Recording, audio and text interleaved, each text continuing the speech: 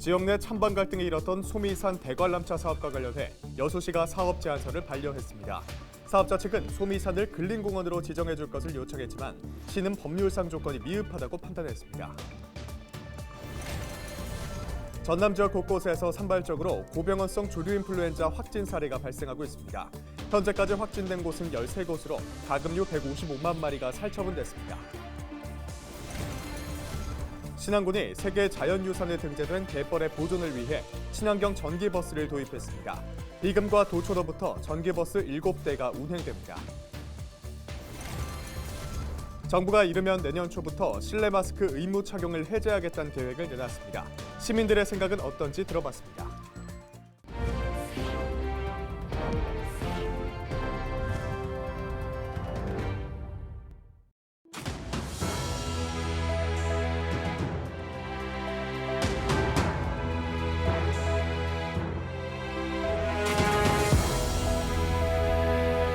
여러분 안녕하십니까? 헬로TV 전남뉴스입니다.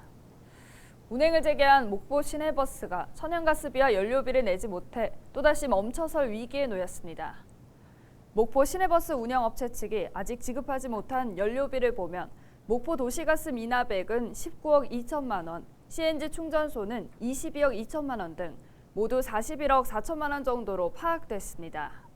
한편 체불이 발생한 CNG 충전소는 목포 시내버스 업체 대표가 이사로 활동하고 있으며 버스회사 대표의 배우자가 경영하고 있는 것으로 알려졌습니다. 목포 시내버스 시민대책위가 완전 공영제 전환을 위한 청원운동에 돌입했습니다. 시민대책위는 8일 기자회견을 열고 시내버스 완전 공영제 전환을 위한 연구 용역을 실시하고 재정심의위원회 재구성과 태스크포스팀을 구성하라고 촉구했습니다. 그러면서 목포시가 현재 진행하고 있는 연구 용역은 시민 의견을 수렴하기 위한 과정이 배제된 만큼 용역 결과가 나와도 신뢰할 수 없다고 지적했습니다. 여수시가 찬반이 나뉘었던 소미산 대관람차 사업과 관련해 추진될 수 없다는 결정을 내렸습니다. 민간 사업자 측이 제출한 사업 계획이 법적 요건을 충족시키지 못했기 때문인데요. 보도에 송하영 기자입니다. 지난 8월 여수시에 돌산읍 소미산을 근린공원으로 지정해달라는 제안서가 제출됐습니다. 대관람차를 조성하기 위한 사전 절차였습니다. 이후 여수 지역 시민사회단체는 찬성과 반대 측으로 나뉘었고 찬성 측은 지역 대표 관광시설을 조성하기 위해 사업 추진이 필요하다고 주장했습니다. 반대 측은 돌산 지역의 난개발을 고려해 대관람차 계획을 불허해야 한다고 강조했습니다. 8일 여수시는 소미산을 근린공원으로 지정해 줄 것을 제안한 민간 사업자에게 미반영을 통보했습니다. 근린공원을 조성하기 위한 법적인 요건이 좀 미충족이 돼서 제안을 받아들이지 않은 걸로 그렇게 결론을 냈습니다. 도시공원 및 녹지 등에 관한 법률 시행 규칙을 살펴보면 도시공원은 3면 이상이 도로에 접하도록 설치되어야 하는데 민간 사업자 측이 제출한 사업 계획은 이를 충족하지 못했던 겁니다. 이와 함께 입장료를 받을 수 있는 도시공원에는 조경시설이나 휴양시설 등을 설치해야 하지만 이런 내용도 포함되지 않았습니다. 사업자 측은 법률상 미흡한 점을 수용하는 한편 보완을 거쳐 다시 추진할 것인지에 대해 검토하고 있다고 밝혔습니다. 결과 통보 이후 60일 안에 이의 신청, 90일 안에 행정심판을 청구할 수 있고 사업을 다시 제안할 수 있는 횟수 역시 제한이 없기 때문입니다. 엇갈린 시민사회 단체의 의견으로 지역사회의 뜨거운 감자로 떠올랐던 소미산 대관람차 사업.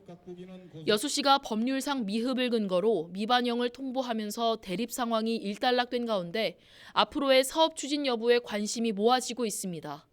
헬로TV 뉴스 송하영입니다. 화물연대 조합원들이 복귀하면서 광양항 화물 반출입이 완전 정상화됐습니다. 여수지방해양수산청은 8일 오전 기준 광양항 컨테이너 반출입량이 4천여 TEU로 파업 이전의 반출입량을 초과했다고 밝혔습니다.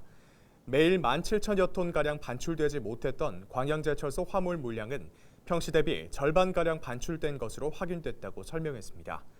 여수산단 석유화학업체의 물류 운송도 50% 수준까지 회복된 것으로 파악했다고 전했습니다. 고병원성 조류인플루엔자가 전남 지역에 산발적으로 발생하면서 비상 대응이 이뤄지고 있습니다. 전남도는 지난달 15일 장흥 가금 농장에서 고병원성 AI가 처음 발생한 이후 순식간에 13건이 확진된 상태라고 밝혔습니다. 또 항원이 검출된 농장과 반경 1에서 2km 이내 농장에서 키우는 가금류 155만 마리를 살처분했다고 덧붙였습니다. 전남도는 사업비 20억 원을 긴급 투입하고 소독 차량을 180대까지 증차했으며 10만 마리 이상 산란계 농장을 대상으로는 드론 소독을 주 5회까지 확대할 방침이라고 설명했습니다. 시내버스 완전 공영제를 시행하고 있는 신안군이 탄소 중립을 실현하기 위해 친환경 전기버스를 도입했습니다. 신안군은 한국전력공사와 전기버스 충전소 구축 협약을 맺고 차량 구입 등록 절차를 거쳐 비금과 도초도에 전기버스 7대를 운행하기로 했습니다. 경유 연료를 쓰는 나머지 공영버스 69대에 대해서도 연차적으로 전기버스를 투입할 계획입니다. 긴 시간 마스크 착용에 답답하셨죠? 새해에는 반드시 착용하진 않아도 될 전망입니다. 전문가 의견 수렴 등의 논의를 거쳐야겠지만 정부가 이르면 내년 초 실내 마스크의 의무 착용을 해제하고 권고와 자율에 맡길 수 있다는 계획을 내놨는데요. 낮아진 코로나19 치명도와 세계적 방역 완화 추세 등을 고려한 조치인데 시민들은 어떻게 생각할까요? 여론은 지금에서 들어봤습니다. 3년 동안 매일같이 썼던 마스크를 곧 벗을 수도 있다는 소식이 들리자 시민들은 다양한 목소리를 냈습니다. 이미 일상 회복 과정에서 마스크 강제 착용 규정이 큰 의미가 없다고 느꼈던 시민들은 대부분 공감하는 분위기입니다. 커피숍 들어가도 문 앞에서만 이제 마스크를 끼고 안에 들어가면 마스크를 바로 벗는 이 실태도 뭔지 모르겠고 지금 보기에는 그냥 유야무야한 그냥 정책인 것 같아서 자가 면역에 맡기는 게 맞는 것 같아요. 저는 실내에서 벗어도 괜찮겠다고 생각을 합니다. 왜냐면 뭐 식사할 때도 그렇고 담소를 좀 나눌 때도 그렇고 주로 이제 마스크를 벗고 저희가 이야기를 많이 나누기 때문에 그렇게 큰 의미가 없지 않을까? 이렇게 생각을 하고 있습니다. 반면 우려도 큽니다. 고령의 노인이나 면역 저하자 등 고위험군을 중심으로 한 감염 확산을 걱정하지 않을 수 없습니다.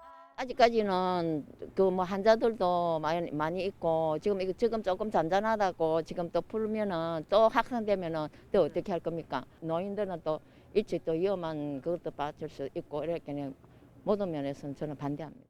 저들 노약자잖아요. 그러니까 예방이 우선이니까 꼭 해야 저는 생각합니다. 또 여전히 코로나19가 유행 중이고 재감염의 위험도 있는 만큼 아직까지 마스크 착용 전면 해제는 시기상조라는 의견도 있습니다. 아직까지는 좀 껴야 좋을 것 같아요. 줄질 안 하는 것 같아요. 그러게 아직까지는 조금 더 자제하는 게 좋을 것 같습니다. 아유, 근데 사람 많이 모이는 데서는 아직은 써야겠더라고요. 요즘에 또 코로나 걸린 사람들이 있더라고요. 아직은 좀 써야겠어요. 일상에서 마스크 착용이 자유로워지더라도 고위험군과 필수시설 등은 여전히 의무로 남을 가능성이 있습니다. 방역당국은 오는 15일 공개 토론회를 열고 전문가 의견을 듣는 절차를 거쳐 조정 방안을 검토할 예정입니다. 헬로티비 뉴스 이정화입니다. 전남도가 겨울여행 추천지로 보성과 한평, 영광을 선정했습니다. 보성 등량역 추억의 거리는 1970에서 80년대 읍내 모습이 재현된 곳으로 등량 국민학교와 은빛 전파사를 둘러보며 세대 감성을 느낄 수 있다고 밝혔습니다. 한평에서는 1300도에 달하는 유황석과 약초를 해수땅에 넣어 찜질하는 해수약찜을 즐길 수 있어 효도 여행 코스로 추천한다고 설명했습니다. 마지막으로 영광 법성포 굴비거리에서는 해풍에 말린 영광굴비의 육질과 식감을 즐길 수 있고 모신잎 송편을 맛볼 수 있어 식도락 여행지로 선정했다고 전했습니다. 고흥군이 외국인 유치와 정착을 위한 지역특화형 비자 시범사업 지역에 선정됐습니다.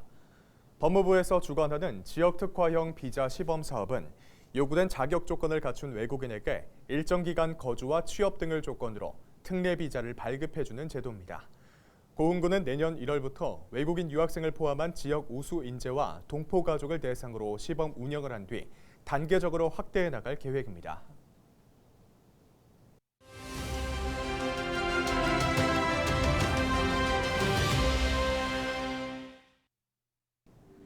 여러분의 통장에 1원씩 120차례나 돈이 들어왔다면 어떤 기분일까요?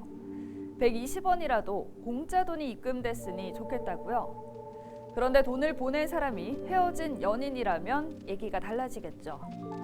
그것도 이별을 통보하고 상대가 전화를 걸지 못하도록 휴대전화 번호까지 바꿨다면 말이죠. 실제로 한 30대 남성이 그런 전 연인의 계좌에 반복적으로 입금을 하며 내역에 메시지를 남겼다가 유죄 판결을 받았습니다.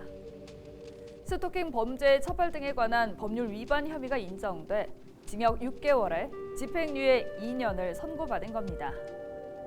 여성가족부 자료를 보면 지난해 4월 스토킹 처벌법이 제정된 이후 신고 건수는 하루 평균 24건에서 86건으로 3배가량 증가했습니다. 여전히 사랑이라는 이름으로 이성을 괴롭히고 고통을 주는 일이 줄어들지 않고 있다고 하는데요. 과도한 집착이 범죄가 될 수 있다는 사실, 120차례의 1원 입금 사건에 대한 법의 심판이 보여준 사례입니다. 데일리 브리핑이었습니다.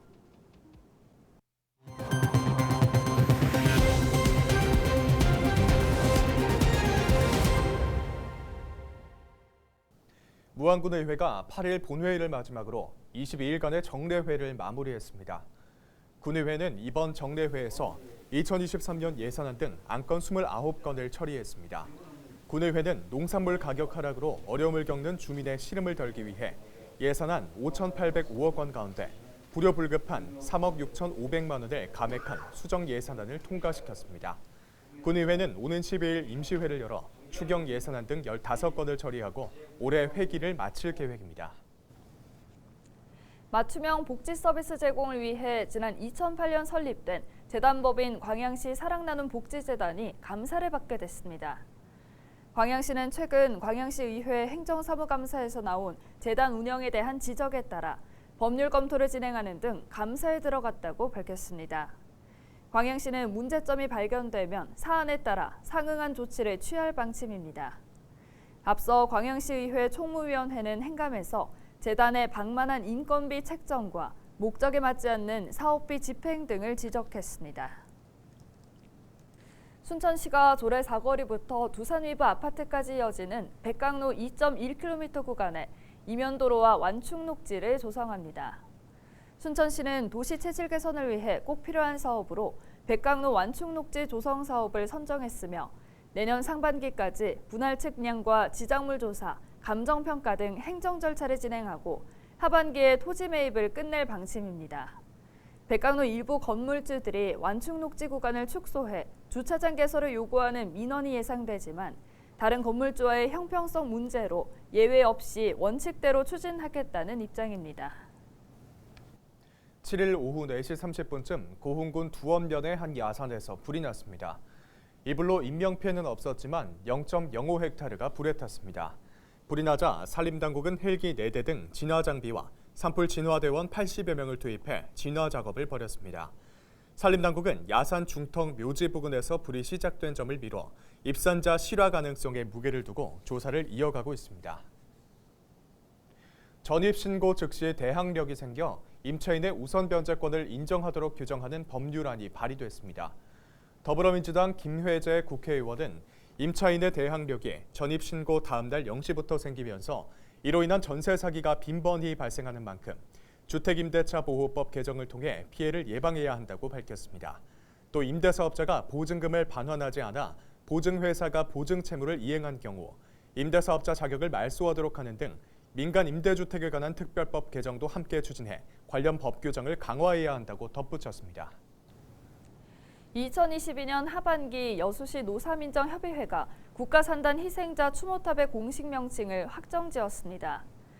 여수시 노사민정협의회는 추모탑 공식 명칭을 여수 국가산단 산업재해 희생자 추모 및 안전기원탑으로 의결한 뒤 건립을 위한 기탁금 4억 8,700만 원을 전달받았다고 밝혔습니다. 이상으로 뉴스를 마칩니다. 함께해 주신 여러분 고맙습니다.